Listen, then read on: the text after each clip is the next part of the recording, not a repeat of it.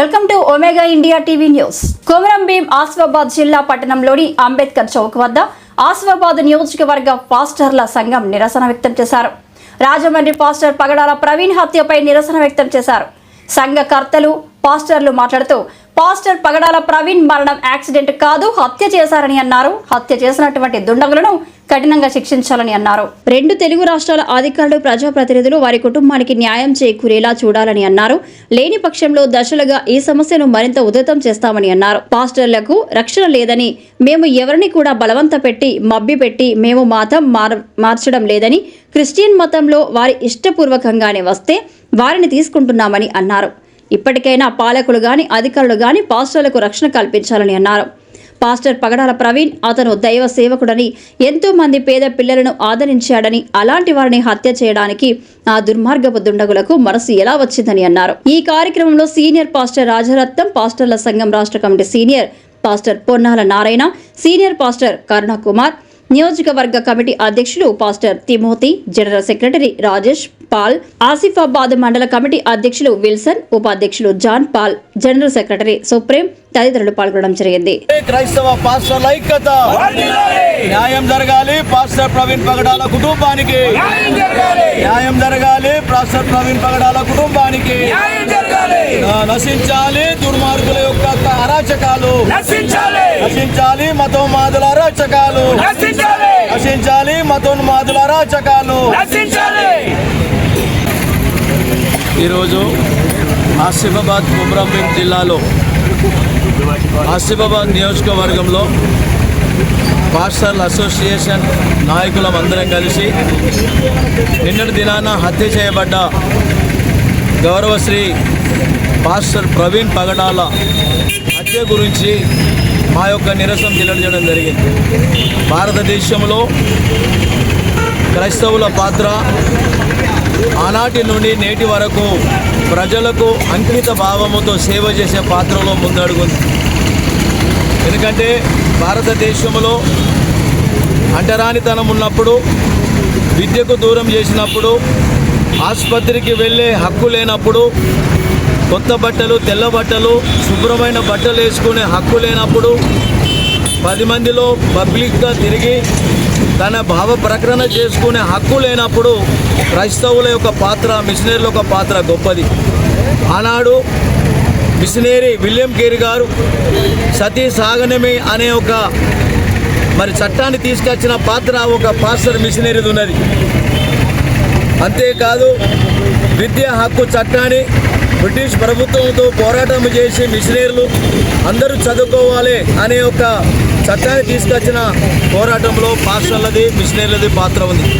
ఈ విధంగా భారతదేశ ప్రజలకు, అంటరాని ప్రజలకు, ఎస్సీ, ఎస్టీ, ముస్లిం, మైనార్టీ అన్ని వర్గాల ప్రజలకు విద్యాపరమైన, ఆరోగ్యపరమైన, వైద్యపరమైన సేవలు అందిస్తున్నది నేటికి క్రైస్తవ సమాజం, క్రైస్తవ లోకం.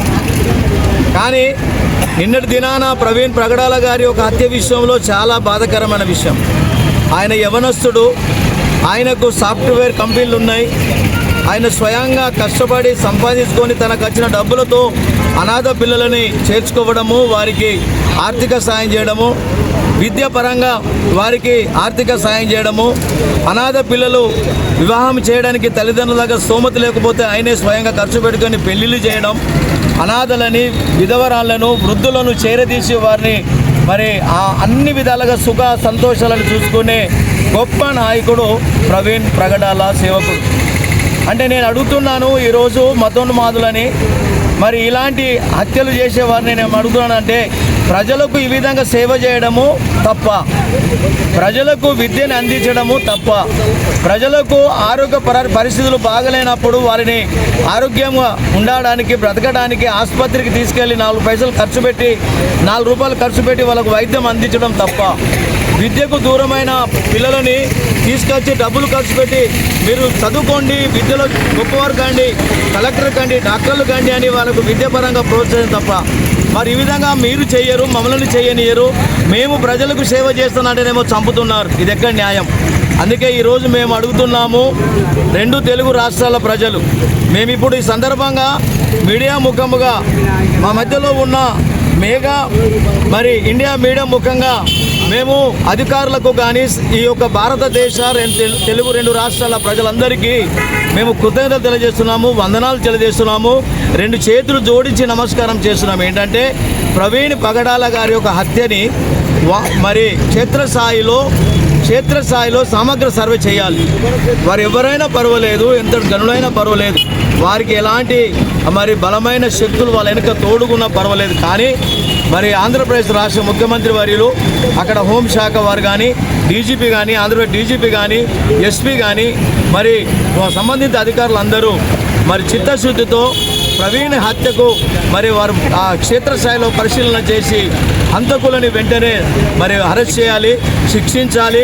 ఇక మీదట ఎలాంటి మత కొల్లాలు భారతదేశంలో కానీ మన రాష్ట్రాల్లో కానీ జరగదు. అందరూ ఇప్పుడు దేశం అంటే మట్టి కాయదు, దేశం అంటే మనుషులు అన్నట్టు మరి అంతేకాకుండా ప్రతి గిన్నెలో ప్రతిరోజు మనం స్కూళ్ళలో చదువుకుంటున్నాం.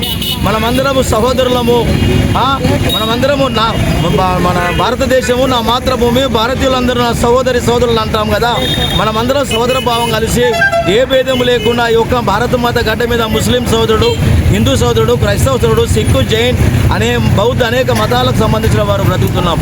ఒక భారత మాత తల్లి అయితే ఆ తల్లి కడుపులో పుట్టిన ఇన్ని మతానికి సంబంధించిన కుమార్తెలు కాబట్టి కలిసి బ్రతుకుదామని మేము అనుకుంటున్నాం. కానీ మతోన్మాదులు ఉగ్ర రూపంలో వచ్చి మతోన్మాదులు వాళ్ళు ఉగ్రవాదులు, అన్ని మతాలకు వాళ్ళు చీడపురుగు లాంటి వారే కాబట్టి వారిని శిక్షించాలి. ఇంకొకసారి ఇలాంటి ఘటన జరగకుండా తెలుగు 2 రాష్ట్రాల ప్రజలు, మన యొక్క తెలంగాణ రాష్ట్ర ముఖ్యమంత్రి వర్యులు మరి రేవంత్ రెడ్డి గారు కానీ, తెలంగాణ రాష్ట్ర హోంశాఖ మంత్రుల వర్యులు కానీ, తెలంగాణ డీజీపీ కానీ, తెలంగాణ రాష్ట్రంలో సంబంధించిన అన్ని పోలీస్ శాఖకు సంబంధించిన అధికారులు కానీ దీనిని స్పందించి వెంటనే మరి అన్ని వర్గాల ప్రజలకు హాని కాకుండా వారికి రక్షణ కల్పించాలని సందర్భంగా మేము డిమాండ్ చేస్తున్నాం. మరొక డిమాండ్ ఏంటంటే మరి క్రైస్తవులు ఆర్టికల్ 25 ప్రకారంగా మరి క్రైస్తవులే కాదు భారతదేశంలో ప్రతి పౌరుడు తన స్వేచ్ఛ భావ ప్రకటన చేసుకోవచ్చు, తన ఇష్టమున్న మతాన్ని స్వీకరించవచ్చు, తన ఇష్టమున్న మతాన్ని ప్రచారం చేసుకోవచ్చు. ఇది రాజ్యాంగం ఇచ్చిన హక్కు కాబట్టి ఆ విధంగా మేము వెళ్తున్నాం. ఎవరిని మేము బలవంతం చేయడం లేదు, ఎవరిని మేము ఇంటికి వెళ్ళి బలవంతం గుంజుకు రావడం లేదు, ఎవరి జేబులలో మేము ఏం పెడతలేం, ఎవరికి మేము ప్రలోభాలు చెప్తలేం. ప్రలోభాలు చెప్పి మారుతారంటే అయ్యారండి నాకు కూడా చెప్పండి దాన్ని నా మనసును మార్చడానికి ప్రయత్నం చేయండి. మేము మార్చేది మనసు, మేము మార్చేది వారి యొక్క ఆలోచన విధానం, వారి చెడు అలవాట్లు, చెడు క్రియలు, వారి యొక్క బ్రతుకుదెరు విధానం, వారికి క్రమశిక్షణ, మంచి క్రమముగా బ్రతికి కుటుంబంలో ఎలాంటి అల్లరి చేయకుండా సమాధానంగా శాంతిగా బ్రతకడానికి నేర్పిస్తున్నాం. ఏంటి దాత శాంతి సమాధానం ఇవ్వడానికి, శాంతిని ఇవ్వడానికి వచ్చిండు. కాబట్టి ఈ మీడియా ముఖంగా నేను చెప్తున్నాను, యేసు ప్రభు గొప్ప దేవుడు, యేసు ప్రభు మృత్యుంజయుడు, యేసు ప్రభు మరణించి అన్ని పాపాలను క్షమించడానికి వచ్చిన దేవుడు. ఈ సత్యాన్ని మేము ప్రాణ త్యాగాలు చేసాడని మేము ప్రకటిస్తాం. యేసే దేవుడు అని చెబుతాం. ఈ విధంగా మమ్మల్ని చంపుతారా, ఏం చేస్తారా, దేవుడు మిమ్మల్ని చూసుకుంటారు. కానీ మేము ఈ భారతదేశంలో బ్రతుకుతున్నాం. మాకు ఒక చట్టం ఉంది, న్యాయం ఉంది, మాకు నమ్మకం ఉన్నది మా రాష్ట్ర పాలకుల మీద. కాబట్టి మీడియా ముఖంగా వారికి మేము విజ్ఞప్తి చేస్తూ ప్రవీణ్ ప్రగడాల కుటుంబానికి న్యాయం జరిగే విధంగా చూడాలని, ఒకవేళ న్యాయం జరగకపోతే మేము ఈ యొక్క నిరసన మరి దశల వారీగా రేపటి నుండి దశల వారీగా మేము ఉధృతం చేస్తాం. రాష్ట్ర స్థాయిలో మరి ధర్నాలు కానీ, రస్తరోకలు కానీ రకరకాలుగా మేము మరి నిరసన వ్యక్తం చేస్తామనే సందర్భంగా తెలియజేస్తూ మరి అవకాశం ఇచ్చిన పెద్దలందరికీ ధన్యవాదాలు చేసి సెలవు తీసుకుంటున్నాను. ఐక్యమైనటువంటి సంఘటన బట్టి వారి యొక్క ఆత్మకు శాంతి కలగాలని కోరుకుంటున్నాం. ఈ విధమైనటువంటి దాడులు ఆపుకోవాల్సిందిగా ప్రభు పేరిట మీకు మనవి చేస్తుంటున్నాం.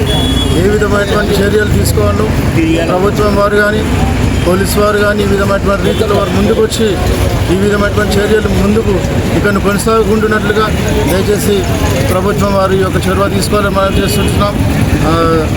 ఆంధ్రప్రదేశ్ సీఎం చంద్రబాబు నాయుడు గారు వారు కూడా హామీ ఇవ్వడం జరిగింది.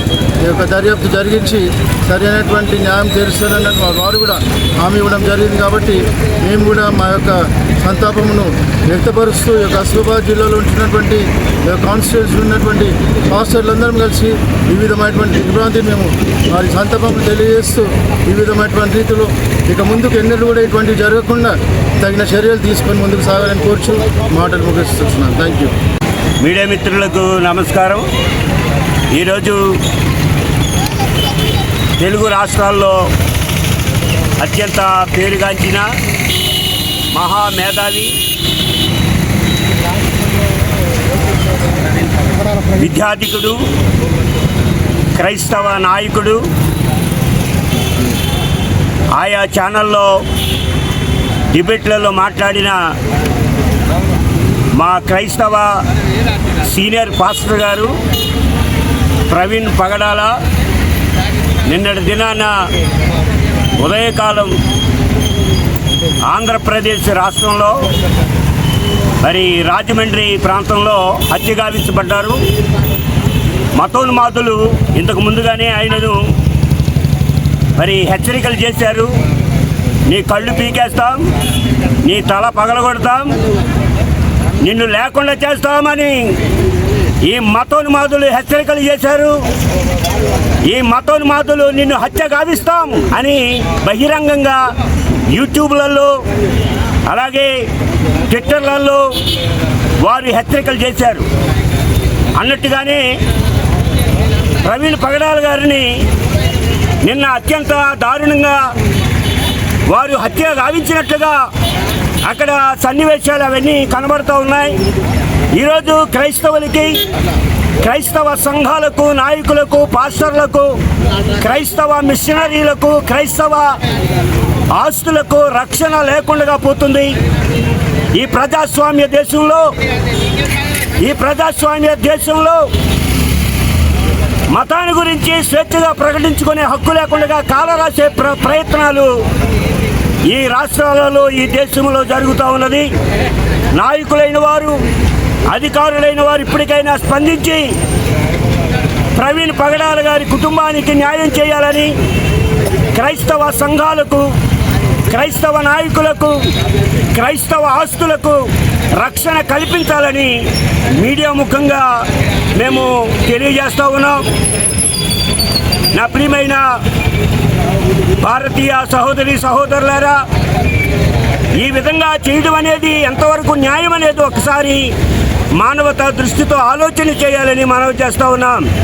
క్రైస్తవులు ఎవరికి కూడా ఎప్పుడు ఎక్కడా అన్యాయం చేయలేదు, లేక ఆస్తులు ధ్వంసం చేయలేదు, ప్రాణ నష్టం చేయలేదు, ఎవరి మీద తెగబడలేదు, ఎవరి మీద దాడులు చేసిన చరిత్ర ఈ క్రైస్తవ సంఘాలకు చరిత్రకు లేదు. ఈరోజు క్రైస్తవుల మీద తెగబడి ఎగబడి మత మార్పులు చేస్తున్నారని ఒక విధమైన బురద క్రైస్తవ సంఘాల మీద, పాస్టర్ల మీద చల్లుతూ ఉన్నారు. బలవంతంగా మత మార్పులు ఎవరు చేయడం లేదు. ప్రజలు విశ్వసించి ప్రభు వైపు తిరుగుతూ ఉన్నారు.